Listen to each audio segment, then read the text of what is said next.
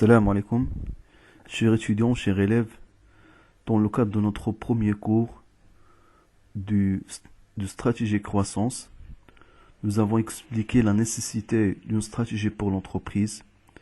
Nous avons exposé les différentes finalités de l'entreprise, quelles que soient les finalités économiques, sociales et sociétales.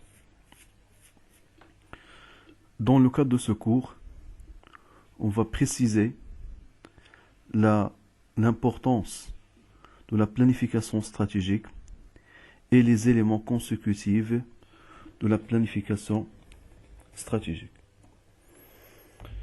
Donc, ce cours traite dans un premier temps la notion de la planification stratégique, la notion du métier, mission et finalité, le processus de planification et le diagnostic stratégique.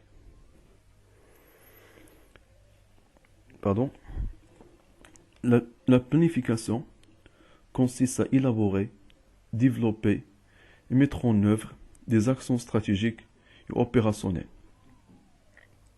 pour atteindre les objectifs fixés. Donc l'entreprise fixe certains objectifs.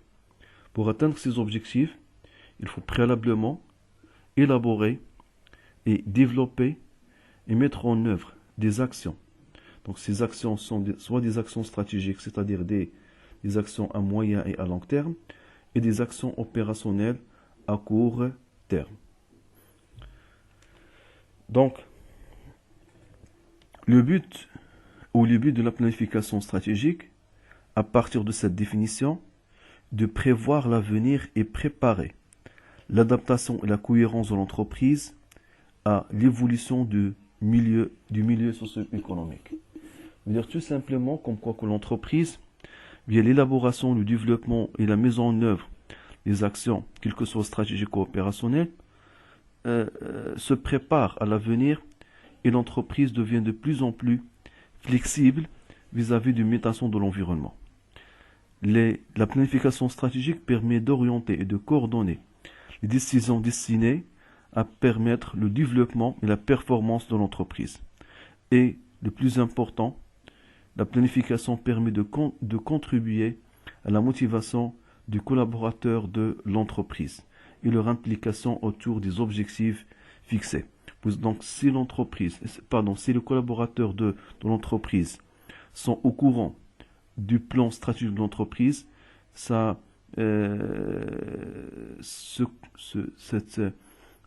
chose qui peut permettre aux salariés d'être motivés et d'être impliqués vis-à-vis de l'entreprise. Cette planification se caractérise par la durée, c'est-à-dire l'horizon, soit il porte sur 1 an, 3 ans, 4 ans, etc.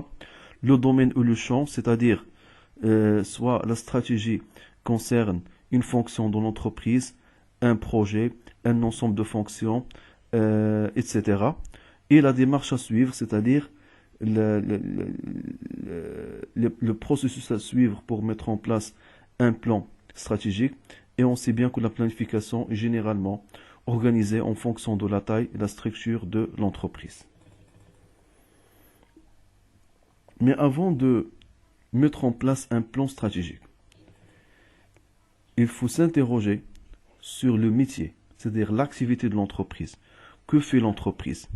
C'est-à-dire le savoir-faire de l'entreprise qui correspond à son domaine de compétences. Mission. Comment il le fait? Donc chaque entreprise a une mission sur le marché. La mission générale et la mission rôliste de toutes les entreprises est de répondre aux attentes de la clientèle. Donc la mission permet de justifier la réponse de l'entreprise aux besoins ou aux attentes de la clientèle. Et troisièmement, les finalités, c'est-à-dire que veut l'entreprise, résume les raisons d'être de l'entreprise. Donc pour mettre en place un plan stratégique, l'entreprise doit s'interroger dans un premier temps sur son métier, sur son activité, puisque chaque activité a des stratégies appropriées. Deuxièmement, il faut s'interroger sur la mission. C'est la mission de l'entreprise qui définit par la suite la stratégie de pénétration, c'est-à-dire comment l'entreprise va pénétrer son marché. C'est la mission qui détermine par la suite la stratégie de pénétration de l'entreprise. Et les finalités, tout simplement, résument les raisons d'être de l'entreprise et le plan stratégique adopté par l'entreprise doit être en cohérence avec les raisons d'être de l'entreprise. Pour mettre en place un plan stratégique, on commence dans un premier temps par le diagnostic stratégique, c'est-à-dire analyser la situation interne et externe de l'entreprise.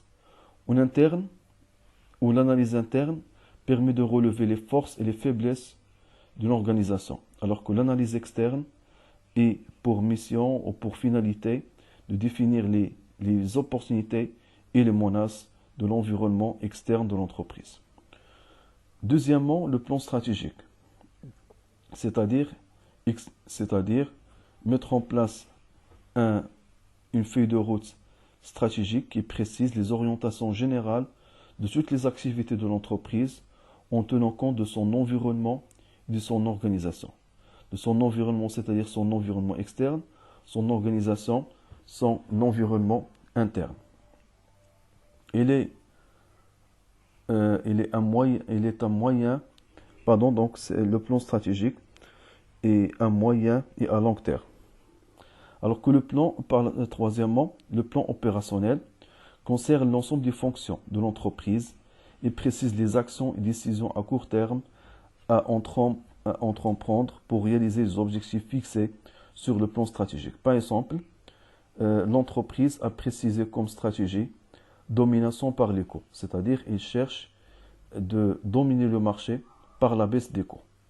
Pour mettre en place cette stratégie, il faut des plans opérationnels au niveau financier. Donc on parle d'un plan opérationnel financier au niveau commercial, au niveau marketing, au niveau logistique, au niveau RH, etc. Donc les plans opérationnels concernent principalement les fonctions de l'entreprise.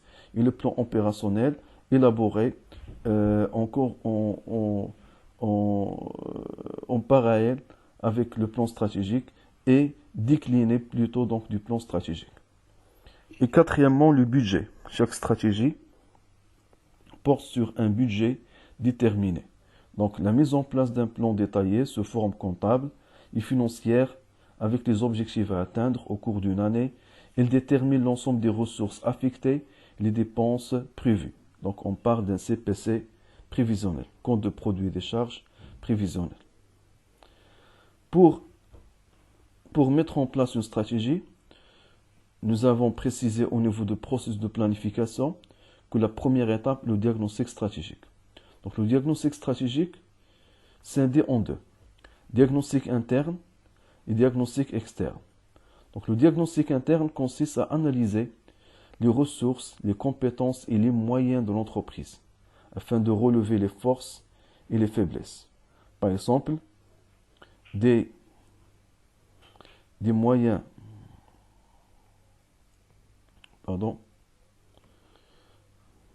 des faiblesses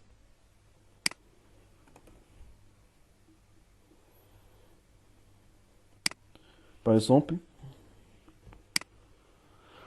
des compétences ou plutôt donc des ressources et des moyens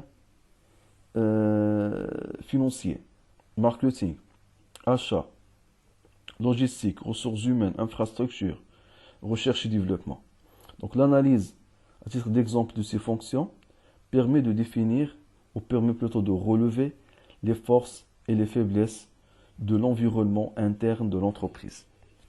Deuxièmement, le diagnostic externe, qui analyse l'environnement externe de l'entreprise, quels que soient les éléments du micro-environnement ou le macro-environnement. Donc le micro-environnement se résume dans les 5 forces qui influencent directement l'entreprise, à savoir la concurrence, la force des clients, la force des fournisseurs, les nouveaux entrants, c'est-à-dire des fournisseurs, des concurrents potentiels, les substituants, les concurrents indirects. Et deuxièmement, les éléments du macro-environnement qui se résument dans l'environnement, dans l'acronyme PESTEL, c'est-à-dire l'environnement politique, économique, social, technologique, écologique et législatif. Donc là, le diagnostic externe permet de préciser ou permet de relever les opportunités et l'environnement et les opportunités et les menaces de l'environnement externe de l'entreprise. Il y a donc une analyse appelée l'analyse SWOT. L'analyse SWOT résume l'analyse interne et externe de l'entreprise. Donc l'analyse SWOT veut dire force, faiblesse, menace et opportunité. Pour mieux saisir donc l'analyse ou le diagnostic stratégique de l'entreprise, je vous propose un exercice et un diagnostic se forme d'un diagnostic de l'entreprise Biotech SA opérant dans le secteur pharmaceutique. Ce diagnostic a soulevé les éléments suivants. La firme finance des recherches pour trouver un traitement génétique aux allergies. Donc c'est la firme, l'entreprise finance. Donc c'est-à-dire finance la recherche et le développement. Donc le fait de financer la recherche et le développement est un levier de croissance de l'entreprise. En conséquence, constitue une force pour l'entreprise. Biotech a breveté la formule de son médicament vedette. Donc il y a donc un médicament vedette, c'est-à-dire un médicament lancé par l'entreprise, et l'entreprise a breveté, c'est-à-dire qu'il a donc le brevet, l'exclusivité de production d'un médicament. Donc cette exclusivité de production vient donc le brevet d'invention à la propriété de ce laboratoire constitue une force pour l'entreprise. Le médicament de biotech peut être autorisé aux États-Unis. Donc il s'agit d'une opportunité d'évolution à l'international. Donc, mais ça concerne donc le médicament de biotech. C'est le médicament qui a des caractéristiques intrinsèques de haute qualité, lui permettent d'être autorisé pour la commercialisation aux États-Unis. En conséquence, on parle d'une force. La loi pourrait limiter le prix des médicaments. Donc il y a une loi qui peut limiter le prix des médicaments. Donc on parle d'un élément de l'environnement externe. Il s'agit d'une loi. La loi n'est pas dictée par l'entreprise, mais dictée par l'État. Donc il s'agit d'un élément de l'environnement externe qui constitue un entrave. Donc limiter le prix, qui peut constituer donc un entrave pour la rentabilité de l'entreprise. Donc on parle d'une menace. L'un des chercheurs de l'entreprise a obtenu une récompense internationale pour ses travaux sur les allergies. Donc on trouve comme quoi que l'un des chercheurs, c'est-à-dire c'est l'un des chercheurs qui font partie de l'équipe de l'entreprise, qui font partie du collaborateur de l'entreprise et qui font partie de l'environnement interne de l'entreprise, on parle d'une force. L'un des concurrents de l'entreprise abandonne le marché. Un concurrent abandonne le marché, constitue une occasion, constitue une opportunité d'évolution pour l'entreprise. Donc on parle d'une opportunité. Une étude démontre que la sensibilité allergique s'accroît dans la population des pays industrialisés. Donc il s'agit d'un élément de l'environnement externe, mais il s'agit d'une opportunité. Parce que la montée ou plutôt donc la sensibilité allergique et l'accroissement de cette sensibilité à l'allergie. Une réglementation stricte augmente les coûts de mise en œuvre. Donc une réglementation, un environnement externe, on parle d'une menace. Situation financière équilibrée, donc on parle d'une force, situation financière équilibrée. Je vous remercie infiniment pour votre amiable attention.